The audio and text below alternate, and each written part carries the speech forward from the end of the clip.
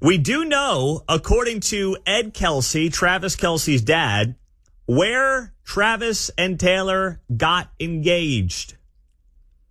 Lee's Summit at a garden. I think he misspoke. Oh, really? Yeah. Fox News reported that just now. I know. I think he misspoke. He said at their house in Lee's Summit, but I think he meant Leewood. Mm-hmm. Oh. Because Fox News just had this headline saying they got engaged in Lee's Summit, Missouri. Yeah. So Ed Kelce, whose kid has been playing here for, 12 years now, doesn't know Lee's Summit from Leewood? Is that what we're... plausible. Is that what we're led to understand then? Oh, come on, Ed. Come on, Ed. I don't think they have a house in Lee's Summit. Really, Ed? Come on. There's something wrong with them. You got to be kidding me. So that's an Ed Kelce screw-up is what we're now coming to the conclusion Here's the thing. I saw the headline earlier today. Ed Kelce confirms engagement in Missouri. And I thought, Missouri? Why would they say Missouri and not specifically? Okay, Missouri. Was it at Arrowhead? Yeah. I thought maybe that's it. We know they got a place in Leewood. Let's say he's got his old place up there up north with the... I think he sold that one. The Daily Mail hanging out on the driveway up there, maybe.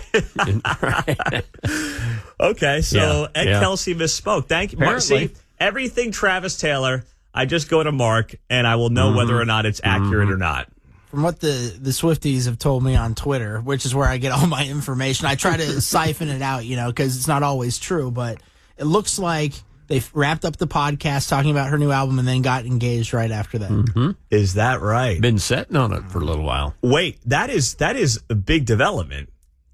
So Taylor went on the podcast without having the ring.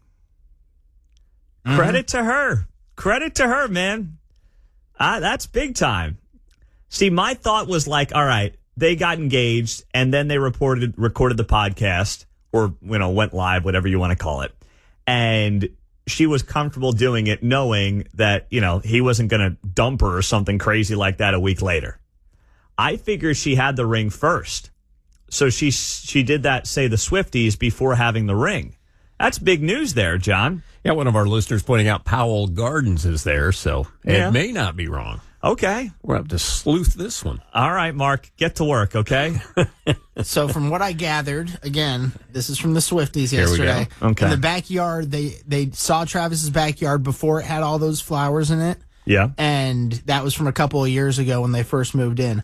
And now they've renovated the backyard, put more flowers and stuff in the backyard, and that's how it looks now. So that's their backyard. So that's the Leewood backyard. Okay. From what I've gathered on X. Okay. All right.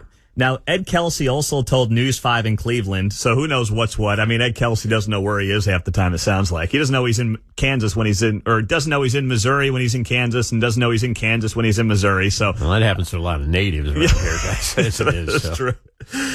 But he told News 5 in Cleveland that Travis did the proposal 2 weeks ago. He said that Travis was going to put it off until this week, but she was getting a little antsy. He said that he told Travis repeatedly that you could do it on the side of the road, do it any place that makes it a special event when you get down on one knee and ask her to marry you. All right, Ed, you're back in my good graces. I love this from Ed Kelce. He's right. Sometimes you got to get slapped around a little bit and get told to get on one knee and freaking propose already. And Taylor's not the first girl to get a little antsy when it comes to expecting a proposal. It reminds me of when I was proposing. And I guess I was waiting too long. And the night before I was set to propose to Kate, what happened? We got into a big argument about the fact that I had not proposed. That's the way it always goes. And I almost said, and listen, I was 23.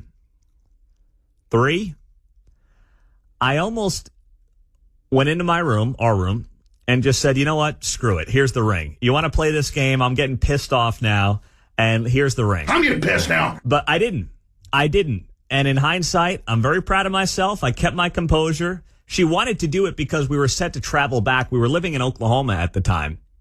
And we were set to travel back to see family in like a week or two or something. So she wanted to be engaged before we got back and saw the family. And I understood that. And it was literally happening the next day. And the night before, it's like a Thursday night, and she's just ragging on, not really ragging, but more like, when's this going to happen? What are we doing here? Come on, let's get going. And I'm like, don't worry, we're getting around to it. It's going to happen. And I was so fed up, I almost just broke it out right there and said, here's your ring. But I didn't do it, John. Well, Ed said side of the road's good. You get a rest stop outside Indianapolis on the way back. That would have been fine. Well, I'd give you a story, right? That would have been good.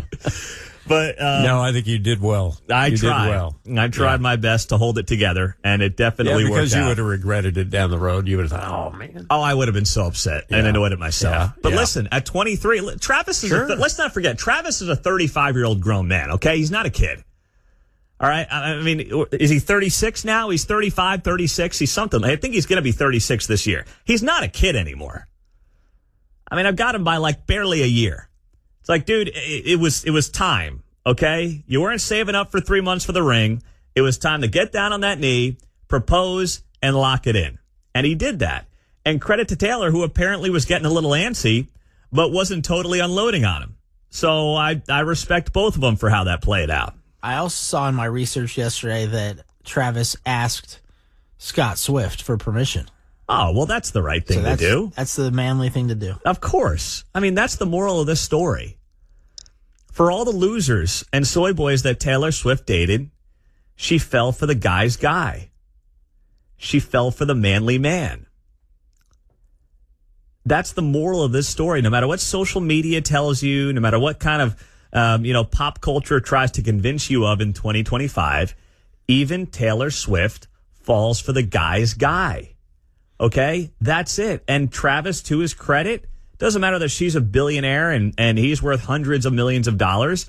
He did the right thing. He asked her father for her hand in marriage. John, good for him. I'm surprised maybe that she was being anxious about it, to your point about it happening. But you know what? Yeah.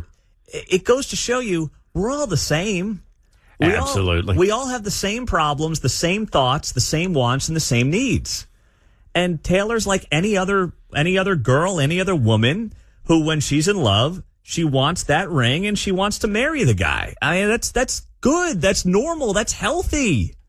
And she's thinking, the football season's about to start. Well, that's We're about what I to mean. get busy here. She's like, if this doesn't happen by the time he leaves for Brazil, I'm not waiting until the Super Bowl. I just got off the road, dude. I'm not flying to Brazil and Oakland and exactly. Oakland, God bless Vegas. her. She wants to make sourdough bread, and live life and be engaged and enjoy it.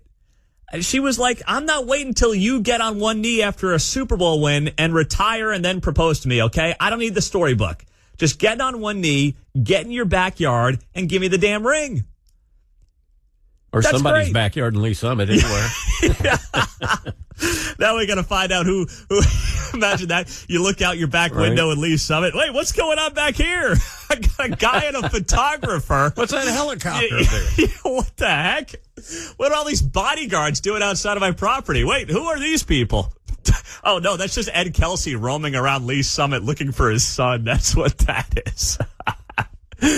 My kid told me he was getting engaged. Yes, sir, you're in the wrong state, okay? You got to go the other way. Oh, gosh.